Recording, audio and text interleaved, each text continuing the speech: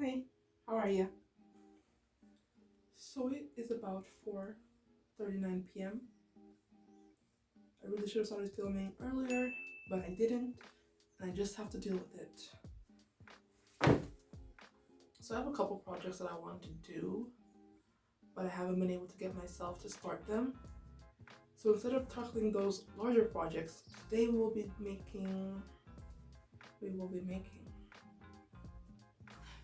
tackling a few smaller projects. Let's get started. Number one, I have this skirt and it has a pattern on it. Fun. Hopefully you can see that. We'll be changing up the hem. I hate it. Okay, so what I don't like about it is that it's done in black. I'm going to be undoing the entire hem and then redoing it in a color similar to the base color of this fabric. So like a peachy color. So with our handy dandy seam ripper, we're going to undo all the threads along the bottom of this skirt. Doesn't that sound like great fun? So to make this task easier, what you're gonna need to do is to identify the back. And by back, I mean when you put the fabric into the machine, it stitches on top and on the bottom. So you're gonna want to identify the bottom one because it will be easier to remove than the top.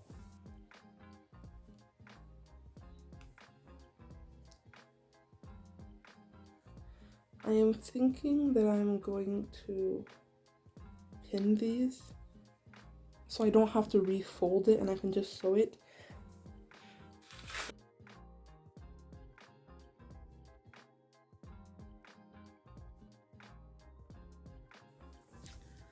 Okay. Whoa.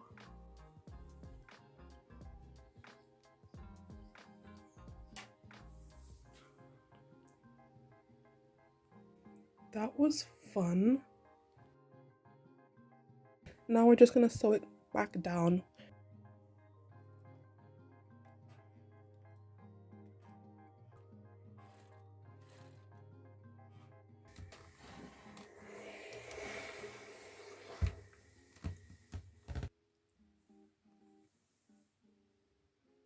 Here's a skirt hem. It blends in.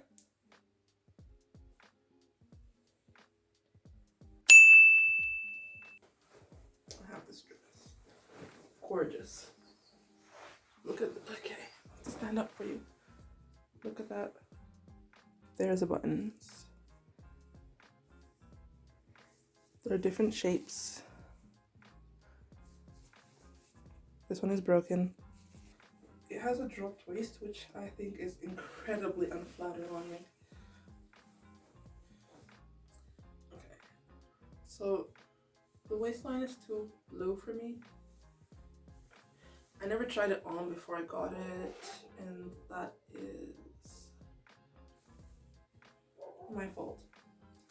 I'm gonna create a waistline here, a little higher up. Okay, first things first, I'm going to undo the hand stitching.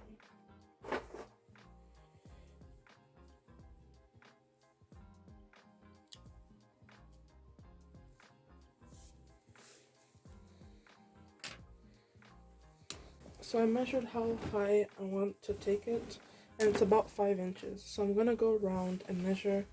Oh man, they also sewed. Okay, I'm gonna have to take those out as well.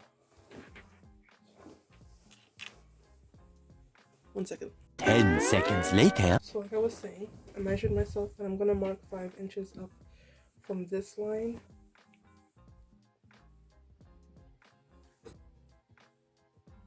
I'm gonna measure the length along the dress. Then I'm gonna cut a strip of fabric that is that length by 1.5. Yeah, by 1.5.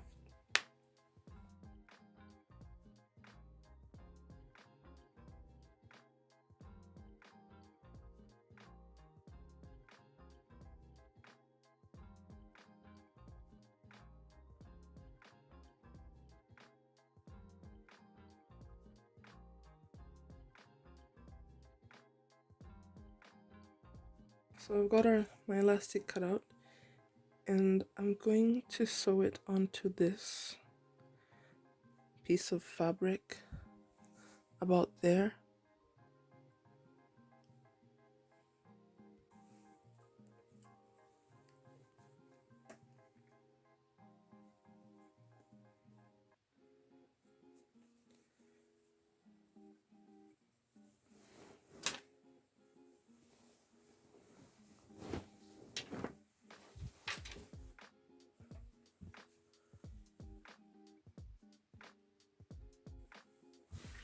So I'm gonna sew down this one side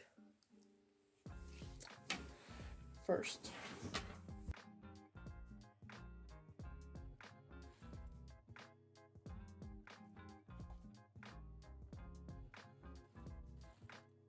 Put it sewn on one side, but not all the way. I left some of it undone. Next thing that's going to happen is I'm gonna pin the elastic to the inside of the casing so I don't accidentally sew it. Okay, so I've pinned it in place all the way down, and I'm just gonna fold it down and sew on the other side, stopping at the same position as the first side. Yep. To pull the elastic through to the end. Hopefully I make it. Okay, I made it. I'm going to sew this end onto here, then cut off the excess, fold it over, and sew it down. So one thing to note that I did not is that you don't want to sew your elastic from end to end, especially since it's a button closure. Sewing the elastic from end to end will cause the opening to gape because either side is being pulled. So what you probably want to do is not sew your elastic onto the placket, but start sewing it from where the placket ends to the other side where the placket ends. This is a fun fact that I discovered after doing the wrong thing. Yay! I added this line over here.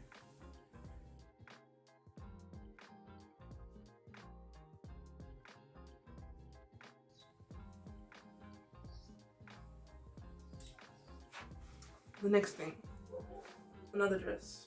So I got this. Oh, wrong side. Can you see that? The reason I got it was for this. The fabric on the skirt. I love the finishing on the ends, as well as some of these embroidered pieces. And I thought that I could turn it into a collar or a cape, something decorative to add on top of clothing to make it interesting. First things first, you need to detach them. The top one is attached in between the layers, and then this one is just attached on top.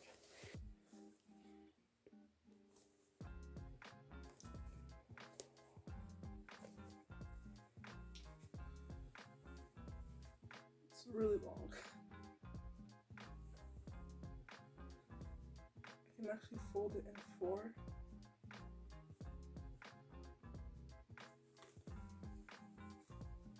So for the most part, it lays flat, which makes my life so much easier. So I'm just going to cut it in half for the smaller one, and then cut it into 4 pieces for the larger one.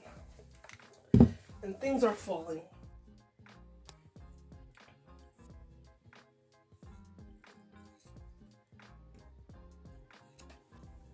So I'm going to hem all the edges that we just cut. I'm going to double fold it.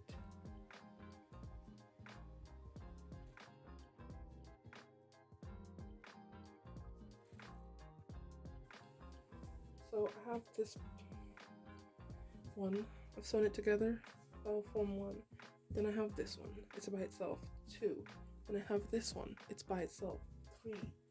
And then the last 2, I joined them at the sides, and they go over the shoulder.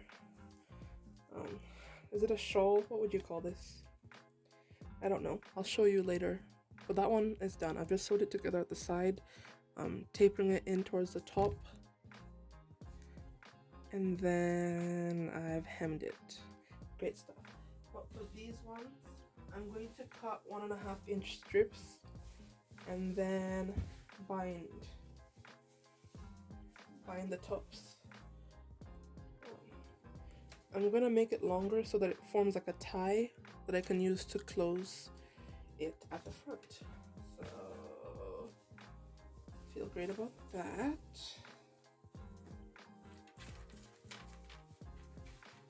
After I cut all the 1.5-inch strips, what I'm going to do is to attach this to whatever is remaining, and that will form a top, hopefully.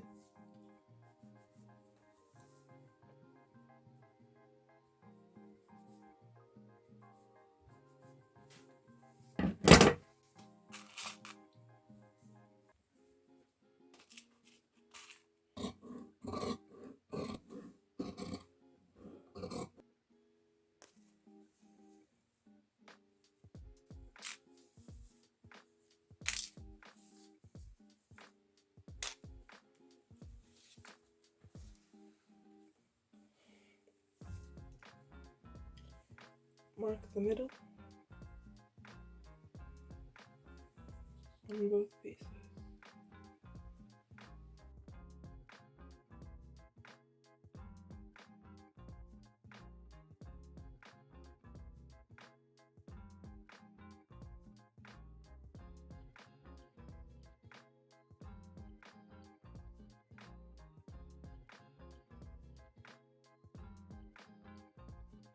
And the right side to wrong side,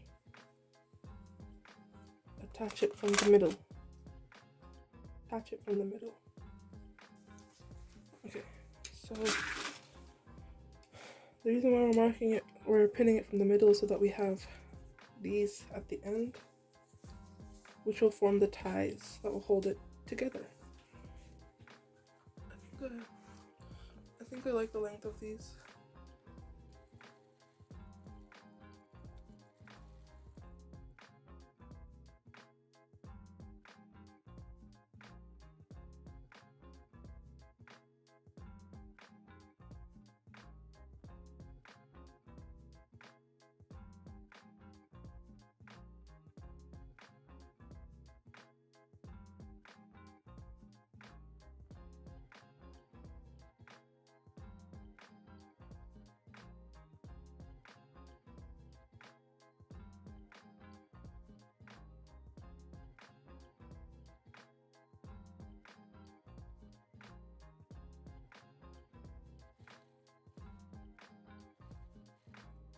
Here's what I did with the remainder of the dress. I turned it into a top.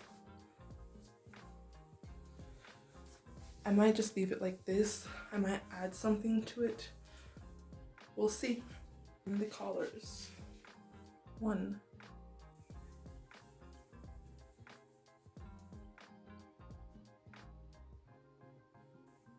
They don't really lay flat, but that was expected. They're not cut to fit around the neck. It's just a round shape, but they should be fun to play around with either way, even if they don't lay all the way flat.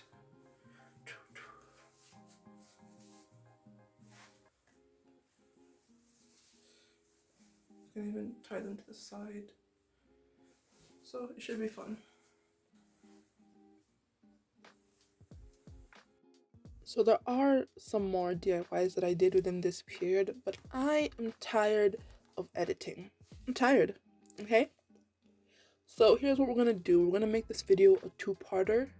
So stay tuned for part 2 of this DIY marathon, in which I turn some old tights into really long socks, take out the lining on a laced dress to create a layering piece, make the straps on an old bag adjustable, among other things. Don't forget to like, comment, subscribe, check out my other social media platforms and all that good stuff that helps support creators on this platform. Until next time, I'm waving, but because this is a voiceover, you can't see me. Bye, have a great time.